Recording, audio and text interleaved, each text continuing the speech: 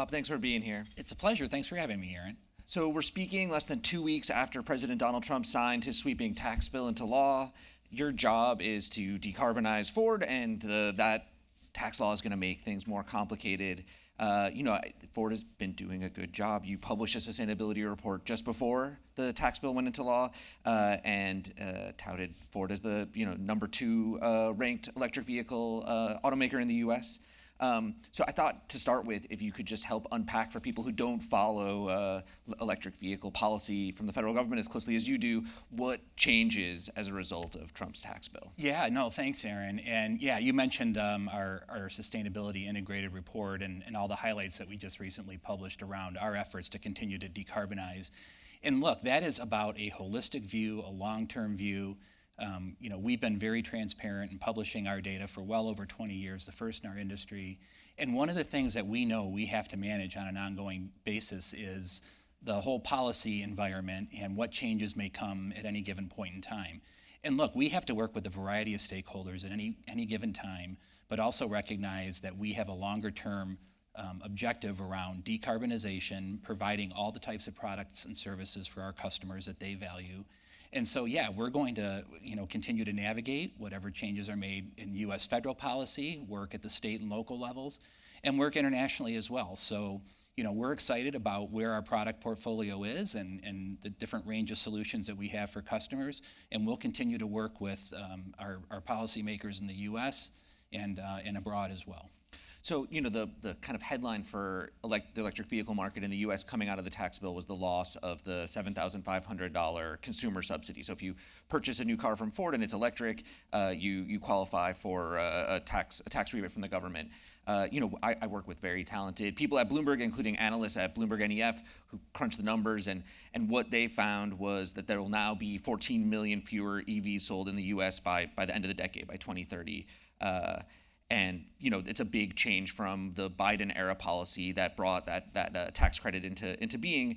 As a result of this change, now the U.S. is expected to lag not just behind China, which is the biggest EV market in the world, and not just Europe, but will have a slower adoption rate than the global average. So I guess I wanted to know from inside of Ford, as someone who's looking at this big long-term goal to decarbonize and to move the consumers towards EVs in the future. Do you agree with that assessment, or do things seem less bleak than those numbers would sound? Well, I think the key is it's still all about growth, right? And it's going to continue to be about what that rate of growth is going to be. And look, regardless of the crystal balls that any of us may have, or the policies that are set, or where other geopolitical influences come, the customer is going to be at the center of all of this, and the customer is going to dictate the pace of change. And in terms of how the customer behaves and how we can relate that to our efforts to decarbonize, that means we're going to have to be ready to meet them where they are. And that means a portfolio of solutions, so whether it's pure electric or hybrid electric vehicles. And look, we went right at it and to the heart of our portfolio. The brands within our brands themselves, Mustang, F-150, our transit commercial vehicle franchise, not just in the US, but globally, to really show customers that they can have both the functionality and capability they've come to love in these vehicles that lead in their segments, and also have an electrified powertrain. So when it comes to affordability and access to charging and all the things that come along with it, we're going to have to compete, not just as within our industry, but on a global scale as well. But also recognize it's going to take key partnerships, it's going to take policy, but ultimately the customer is going to dictate that rate of change. So the loss of subsidy must complicate matters when you think about affordability for EVs. Is that something that Ford has change in the product mix in the future to bring on more affordable EVs even without a government tax credit? Well, when we look to our next generation of electrified vehicles, that is exactly where we know we have to go. The early adopters are going to be willing to pay more. They're going to look at the opportunity to get into a new technology, see the benefits. But if we're really going to get into that, I'll call it more significant majority than just that early majority, of course affordability is going to play into that. And so whether it's different policies that can help complement that, we ultimately have to provide the full value equation for the customer. And look, that goes beyond just the propulsion system. It can't just be about the vehicles electrified. It has to be what other services, what other attributes, what other surprise and delights are these vehicles providing to customers. And look, when you look at Ford's leadership in the electrified vehicles we have other services that we're providing with these vehicles, like what we call our Pro Power on Board, where these vehicles are mobile generators. They're being used to help power homes or businesses or remote sites in the case of power outages.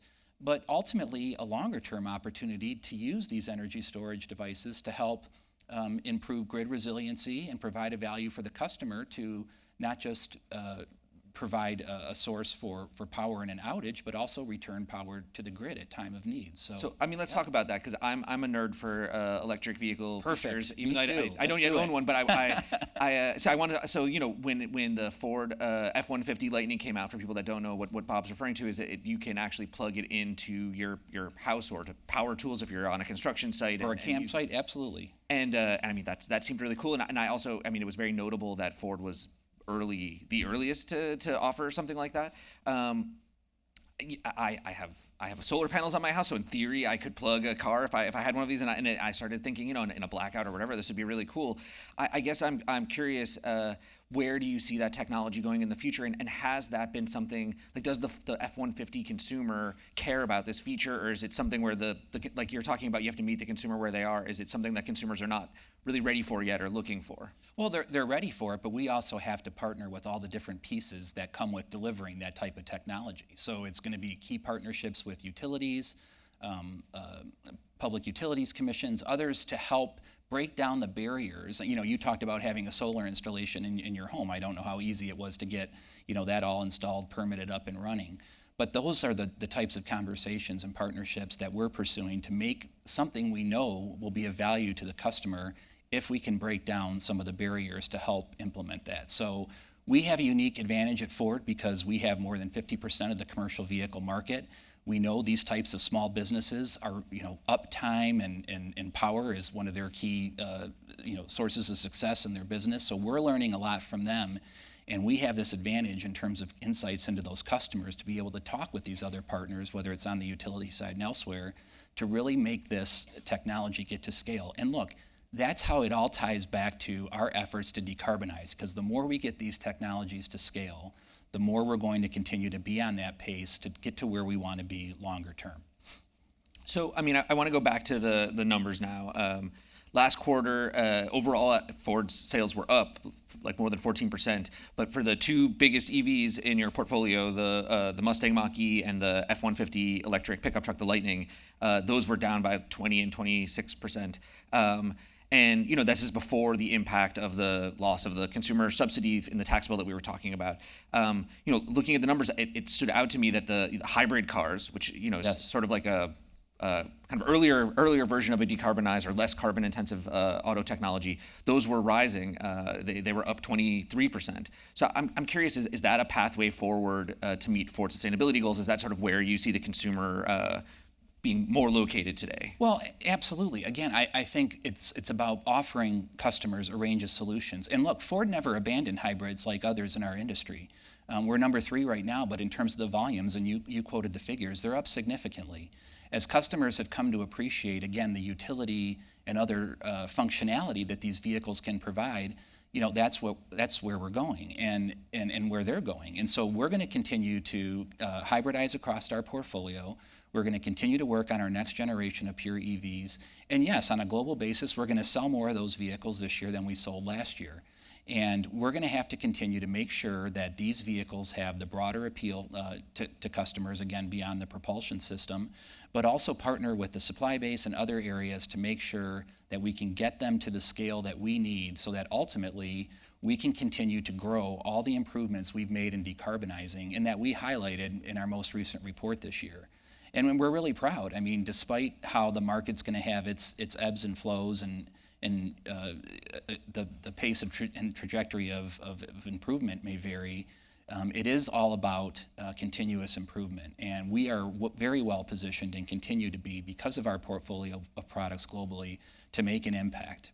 with all these different solutions. So I just want to really stress test something. Like, if Ford's goal is to be net zero by 2050, Yes. and we're seeing a shift that's more hybrid vehicles at the moment, and maybe a slight slowdown at the moment for pure electric. Does that change your ability to reach that goal or to meet any of your near-term goals by the end of the decade? Since it's not a fully decarbonized vehicle that seems to be increasing its sales right now. Well, we have to keep our eyes on the longer term goals and continuing to decarbonize. What may change is what are the suite of solutions that we have to pursue.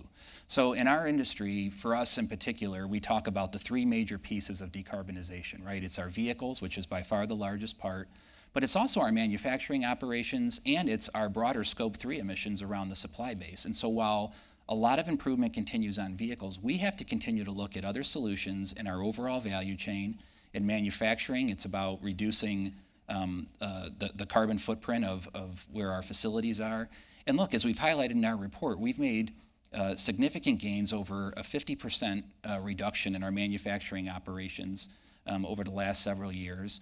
We'll continue to make strides on vehicles like we've talked about, and we talked about a 25% reduction in our supply chain emissions as well, as we partner with suppliers by 2030. So the eyes on the prize is not changing, but we have to continue to explore a whole suite of solutions that get us to where we need to be. So I'd like to talk about the elephant in the electric vehicle room in China. Your CEO is distinctive among Detroit auto leaders in that he talks a lot about his appreciation for Chinese EVs, and he talks about driving a Chinese EV called the Xiaomi SU7. It's a $30,000 roughly car. It's a kind of electric vehicle that you can't get in the U.S. and he's been very fulsome in his praise of its how much fun it is to drive. He says he doesn't want to lose it. I'm curious what your experience has been with having hands-on experience of Chinese electric vehicle technology and what it's like inside Ford, kind of hearing your boss kind of praise the Chinese alternative products that aren't available here. Yeah, I mean, it's an interesting discussion. I mean, Jim's going to be looking around the corner. That's one of the key insights he always has is challenging us around what are we missing, what can we learn from, what are the experiences, whether it's China or elsewhere around the globe, other industries, and look, it ties back to this broader conversation we're having about what does it take to compete in a global industry around these new technologies, and to be humble around where there have been advances, whether it's on battery technology or these other types of solutions. Again, not just about the propulsion system, but the digital experience in the vehicles.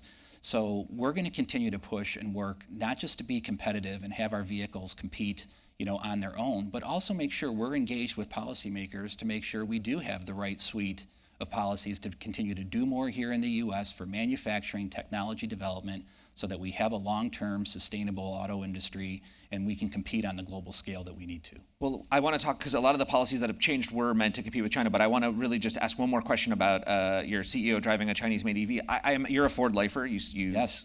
I imagine that Ford employees are the kind of people who drive the cars that they make. But does it freak out employees to hear the boss talking about driving a Chinese-made car? Boy, I got to tell you, if our engineers and others are not driving competitive vehicles to learn and understand, then I think we've got some bigger issues. So, in that regard, we have to be humble and learn from as many different places as we can. So, whether it's on electrified propulsion systems, whether it's about other types of technologies. And look, we know that our competitors are going to do the same thing when it comes to the technologies that we're out front on and that we're leading in, and we're going to continue to put our customer at the center of all the way around.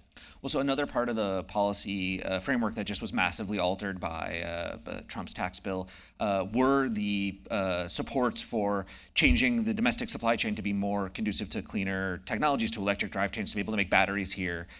Ford was, over the last few years, a very aggressive, developer of these supply chains and making big investments in battery manufacturing technology in the U.S. and also manufacturing capacity for electric vehicles. What do you do with those things now that the sort of the policy framework has changed? There's less support. How do you recoup the capital investment that went into those facilities? Well, I mean, that's something we're going to have to continue to look at on a regular basis. But look, we've been here. I mean, Ford produces more vehicles in this country than any other any other automaker. We employ more hourly workers to build those vehicles here. And we build more vehicles and export more vehicles to other countries from the U.S. So for us, this is not about something new or reacting to a policy. We've made that commitment to the U.S. We are America's automaker, and we're going to continue to look at what are the suite of technologies that we have to continue to offer customers, take advantage of the opportunities we have to double down on our leadership here in the U.S. And recognize that we're going to have to continue to work with governments at the federal level, the state and local level, and at the end of the day, make sure we're providing those customers with what they need in terms of vehicles and services. If you're not getting that kind of manufacturing support that was available under the IRA in the Biden era, is it possible to compete with China without access to the Chinese supply chain? I mean, I know a big part of your work is developing, decarbonizing the existing Ford supply chain and working on the future supply chain issues. Can U.S. automakers do it without access to Chinese, the dominant Chinese supply chain for EVs? Well, I think it's going to have to go beyond EVs. But yes, for EVs in particular, we're going to have to continue to be able to make batteries here, innovate, and bring the technologies to this country that others may have had a head start on. But also recognize it's going to take broader solutions in terms of materials, whether it's aluminum and steel, less carbon-intensive plastics, other things that really get at the heart of what it takes to get all the way towards full decarbonization that goes beyond just the propulsion system in the vehicle. I'm curious how you got into this role, just to end on a slightly personal note. I mean, Yeah. you have an engineering degree, and like you said, you were a Ford lifer. You graduated from the Ford graduate program. That was in the 90s. I mean, did you see yourself working on decarbonization and net zero things way back then? No, I appreciate the question here. I mean, yes, I am a Ford lifer. I grew up in Detroit. It always felt like it wasn't a matter of whether you were going to work in the auto industry. It was which company you were going to work for. And I have a lot of family heritage at Ford. My grandfather worked for Ford. My dad spent time there. Like a lot of us at Ford, that's what makes us unique. But to your immediate question, no, I didn't quite imagine when I was a test engineer in the early 90s when I first started, and was very excited about the gains we were making in fuel efficiency and lower emissions on internal combustion engine vehicles, that I would be given this privilege to help lead a discussion on taking Ford into the future. And look, it's been all about having that guiding light, and whether it's our chairman, Bill Ford, and the North Star he's provided for the company, and what our CEO, Jim Farley, has done to really push us to innovate in new and creative ways, put the customer at the center of it. While I've been at Ford for my entire career, in this arena for my entire career, I've felt like every day is a new experience, and I'm so honored and privileged to have had that opportunity. Well, one last question, and since we're running out of time, I mean, the other big trend that's been noticeable coming out of the Chinese EV or the Chinese car market is the adoption of these extended range vehicles where you have a very small internal combustion engine and it charges your batteries. And some of these Chinese extended range cars now go 700 miles without needing to be plugged in again. Ford has talked about developing that technology. Can you share anything about that, or how you see that playing into the sort of less carbon-intensive portfolio at Ford in the future? Yeah, I mean, again, I think it becomes part of the suite of technologies we have to give serious consideration. We talk a lot about zero-emission vehicles, ZEVs, pure battery electric vehicles, but what we really need to be talking about when it comes back to decarbonization and continuing all the progress that we just highlighted in our most recent integrated report is zero emissions miles traveled.